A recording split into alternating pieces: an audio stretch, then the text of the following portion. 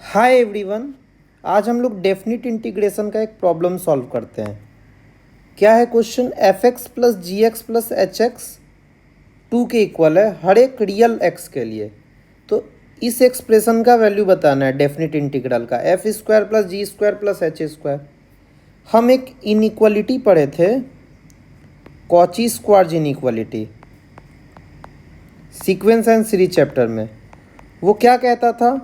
a1 b1 plus a2 b2 plus a3 b3 का जो square होता था वो छोटा होता था किससे?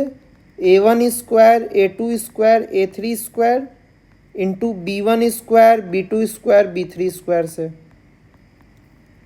तो देखिए यहाँ पर दिख रहा है कि b1 अगर हम f ले लें, b2 g ले लें और b3 h ले लें, तो यहाँ पर बन गया f, यहाँ पर बन गया g और यहाँ पर बन गया h।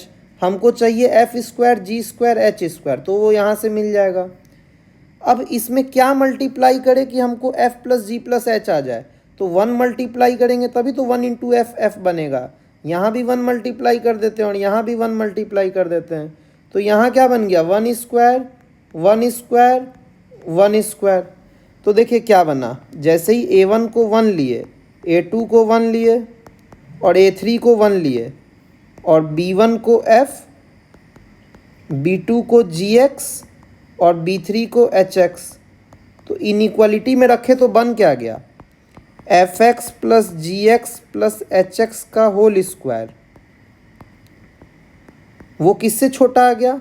F square X G square X plus H square X into 1 का स्क्वायर 1 का स्क्वायर और 1 का square. F plus G plus H दे रखा है 2, 2 का स्क्वायर हो गया 4, 1 स्क्वायर 1 स्क्वायर 1 स्क्वायर हो गया 3, इधर भेज देंगे डेनोमिनेटर में। तो ये क्या आ गया? F square X G square X H square X आ गया। तो क्या पता चल गया कि F square plus G square plus H square जो है वो 4/3 से बड़ा आ गया। मतलब ये जो वैल्यू है ये किससे बड़ा आ गया? 4/3 से। तो अब इंटीग्रेट कर देते हैं 0 से 3/4 में। dx का इंटीग्रेशन x हो गया, तो 4/3 इंटू 3/4 माइनस 0 हो गया। तो ये किससे बड़ा आ गया? 4/3 इंटू 3/4। यानी ये इंटीग्रेशन जो है हमेशा 1 से क्या होगा? ज़्यादा आएगा। तो इसका क्या क्या वैल्यू हो सकता है? कह रहा है ना कि value of expression can be, तो 1 से बड़ा 1 हो सकता है, 3/2 हो सकता है, 4 हो सकता है, सिर्फ ए ऑप्शन नहीं होगा।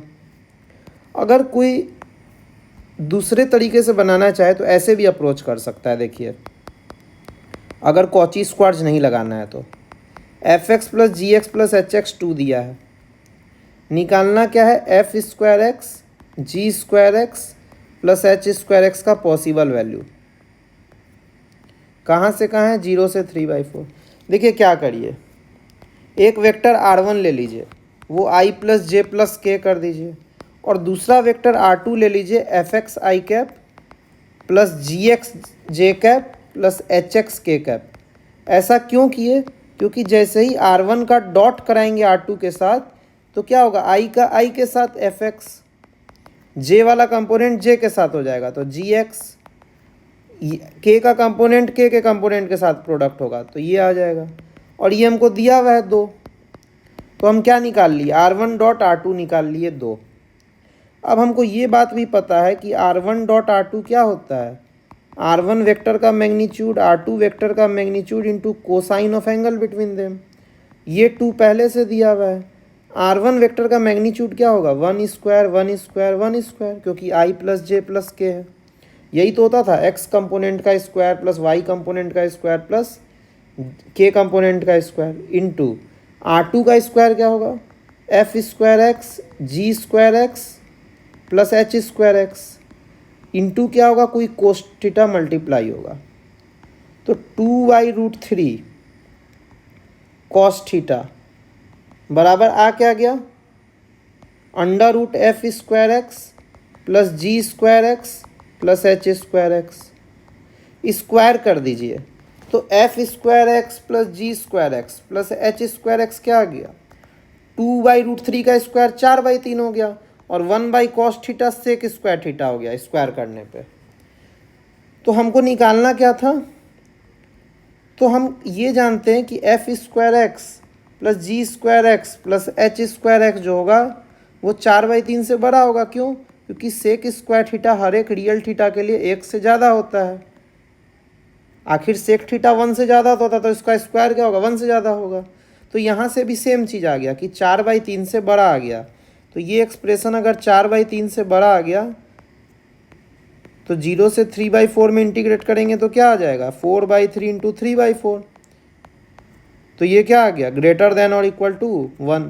तो ये वैल्यू भी हो सकता है, ये वैल्यू भी और ये वैल्यू भी।